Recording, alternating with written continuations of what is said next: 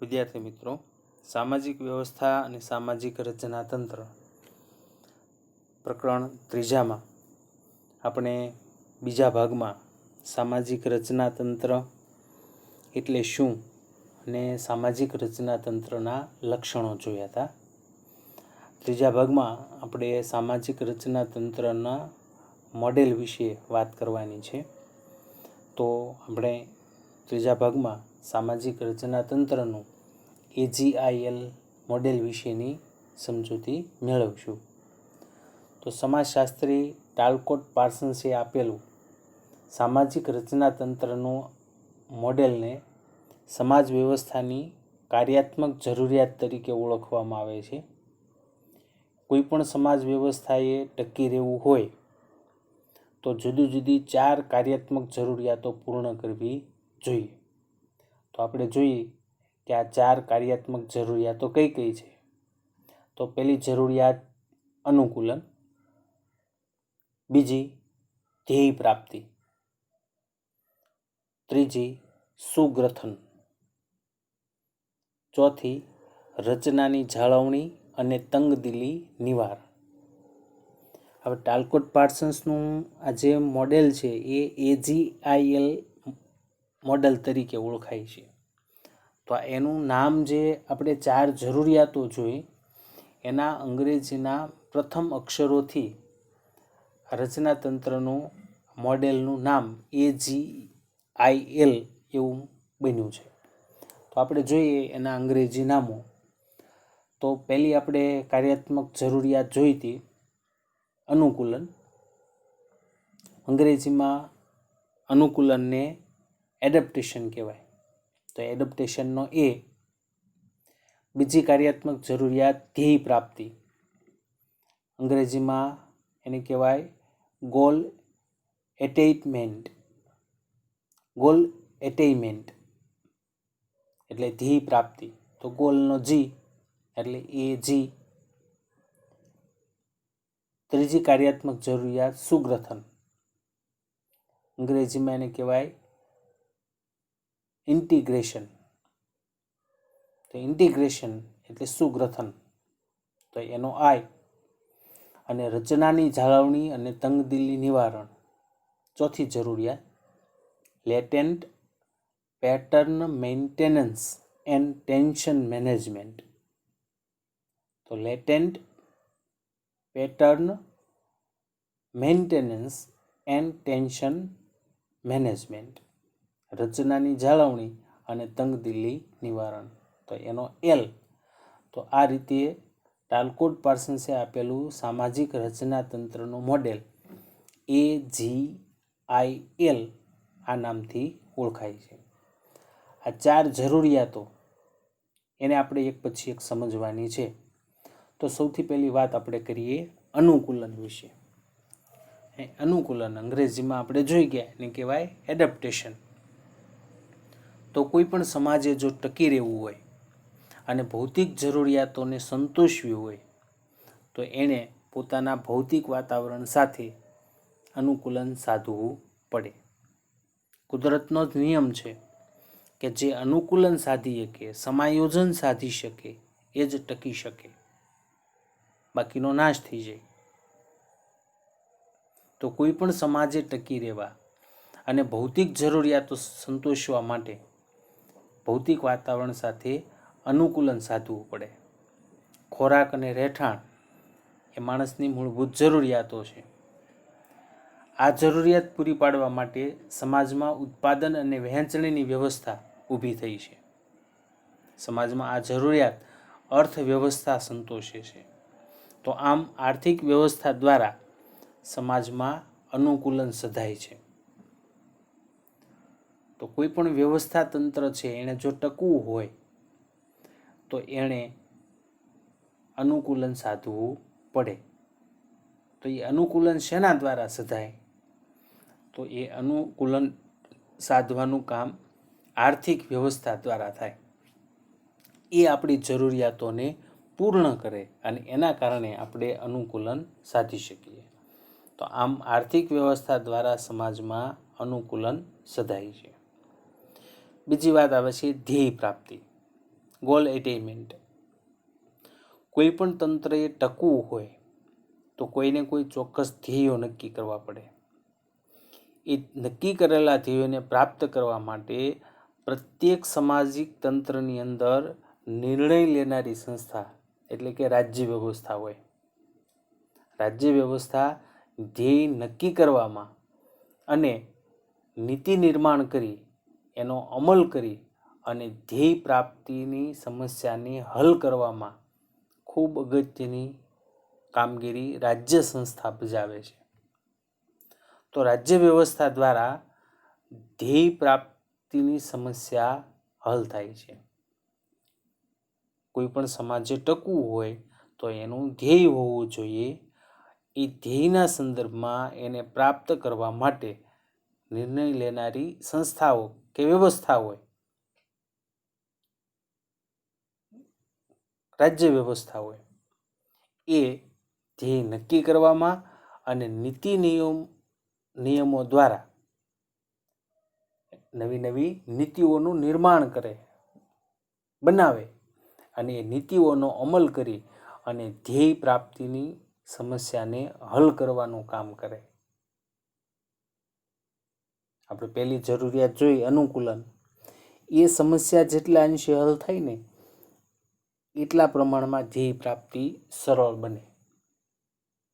કેમ કે પહેલી જરૂરિયાત અગત્યની છે અનુકૂલન. ટકી શકીએ તો જ ધ્યેય પ્રાપ્તિ થઈ શકે. એટલે અનુકૂલનની સમસ્યા જેટલે અંશે હલ થઈ શકે એટલે અંશે ધ્યેય પ્રાપ્તિ સરળ થાય. ત્રીજી કાર્યાત્મક જરૂરિયાત સુગ્રથન. સુ એટલે સારી રીતે અને ગ્રથન એટલે ગોઠવાયેલું. અંગ્રેજીમાં એને કહે છે ઇન્ટિગ્રેશન. તો AGI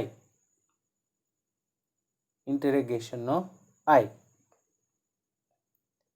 તો પ્રત્યેક સમાજે જો પોતાનું અસ્તિત્વ જાળવી રાખવું હોય તો એણે એના પોતાના બનેલા આંતરિક ભાગો વચ્ચેનું સંકલન અને નિયંત્રણ આ બંને એણે સુરક્ષિત કરી લેવું જોઈએ. સમાજના અંદરના ભાગો છે એમની વચ્ચેનું સંકલન થવું જોઈએ, એમના ઉપર નિયંત્રણ પણ રહેવું જોઈએ. તો સમાજ વ્યવસ્થામાં આ કામ કાનૂની સંસ્થા અને અદાલતો આ બંને દ્વારા થાય છે. કાનૂની સંસ્થા અને અદાલતો એ સામાજિક ધોરણોનો અમલ કરી અને આ સુગ્રથન સારી રીતે બધું ગોઠવાયેલું રાખવાની જરૂરિયાત એ સંતોષે છે. તો આ સામાજિક તંત્રના બધા જ સભ્યો પરસ્પર એકબીજાને અને સમગ્ર તંત્રને વફાદાર રહે એ જરૂરી છે. કાનૂની સંસ્થા, અદાલતો એના દ્વારા તો આ જરૂરિયાત સંતોષાય જ છે, પણ વધુ સરળતા ત્યારે રહે કે સમાજના દરેક સભ્યો છે એ પરસ્પર એકબીજાને વફાદાર રહે અને સમગ્ર તંત્રને પણ વફાદાર રહે. તો આખી વ્યવસ્થા તંત્ર સારી રીતે ગોઠવાયેલું રહે છે. એ ઉપરાંત વફાદારી, સહકાર, સંકલન અને કાર્યદક્ષતા દ્વારા સામાજિક વ્યવસ્થામાં સુગ્રથન જળવાઈ રહે છે. તો સુગ્રથન જાળવવા માટે આ 4 બાબતો પણ મહત્વની છે. વફાદારી, સહકાર, સંકલન અને કાર્યદક્ષતા આ ચારેય દ્વારા સમાજ વ્યવસ્થામાં સુગ્રથન જળવાઈ રહે છે. તો સમગ્ર સમાજ વ્યવસ્થાની સારી રીતે ગોઠવણીની વ્યવસ્થા અને એની જરૂરિયાત સંતોષવાનું કામ કાનૂન વ્યવસ્થા દ્વારા થાય છે. આપણે જેમ જોઈ ગયા કે અનુકૂલન, તો અનુકૂલનનું કામ આર્થિક વ્યવસ્થા સંભાળે છે. ધ્યેય પ્રાપ્તિ રાજ્ય વ્યવસ્થા છે એ ધ્યેય પ્રાપ્તિ માટે જવાબદાર બને છે. તો સુગ્રથન માટે કાનૂન વ્યવસ્થા અગત્યની બને છે.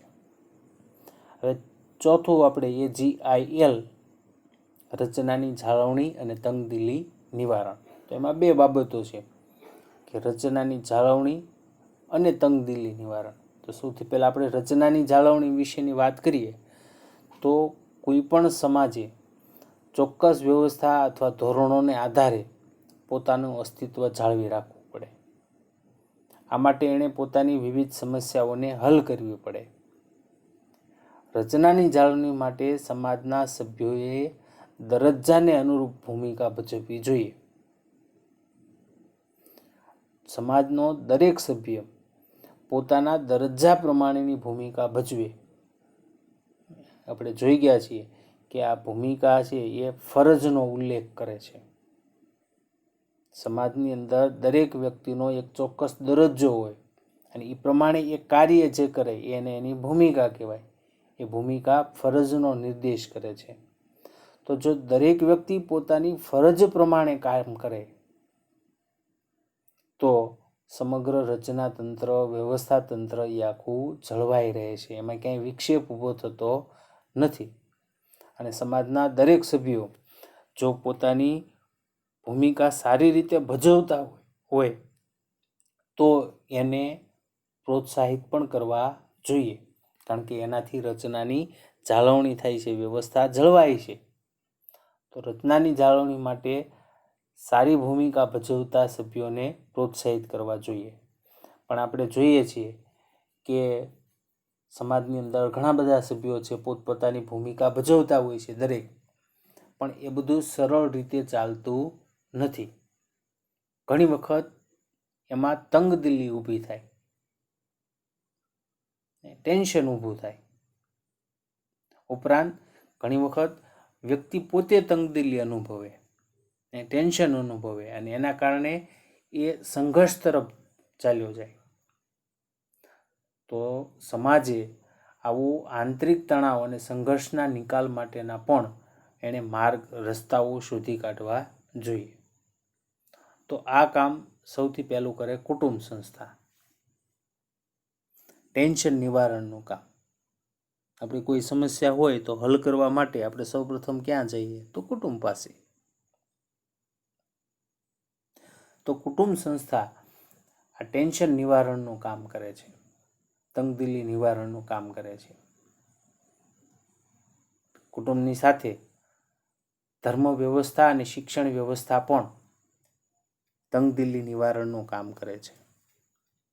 તો રચનાની જાળવણી અને તંગદિલી નિવારણ માટે 3 પ્રકારની વ્યવસ્થાઓ: શિક્ષણ વ્યવસ્થા, ધાર્મિક વ્યવસ્થા અને કુટુંબ વ્યવસ્થા.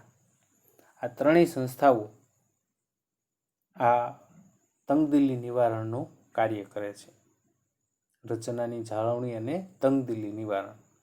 તો આમ આપણે ટાઉકોટ પાર્સન્સનું AGIL મોડેલ, સામાજિક રચનાતંત્રની 4 કાર્યાત્મક જરૂરિયાતો કે સમસ્યાઓ એને એ હલ કરે છે અને સામાજિક રીતે સંતુલન સાધે છે.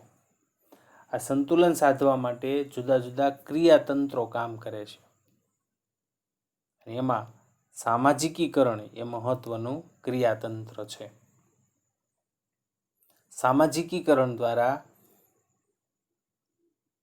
સામાજિકીકરણના આ ક્રિયાતંત્ર દ્વારા સામાજિક મૂલ્યોનું આત્મસાતીકરણ થાય છે.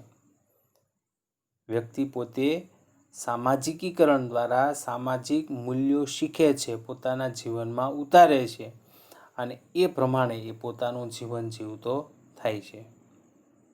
આ મૂલ્યો છે એ આપણે અગાઉ જોઈ ગયા છીએ કે એક ઉચ્ચ પ્રકારના સામાજિક ધોરણો જ છે. તો વ્યક્તિ ઉપર નિયંત્રણ રાખવાનું કામ આ મૂલ્યો કરે. તો સામાજિક નિયંત્રણની પ્રક્રિયા એ સમાજને સંતુલિત રાખવામાં મહત્વની ભૂમિકા ભજવે છે.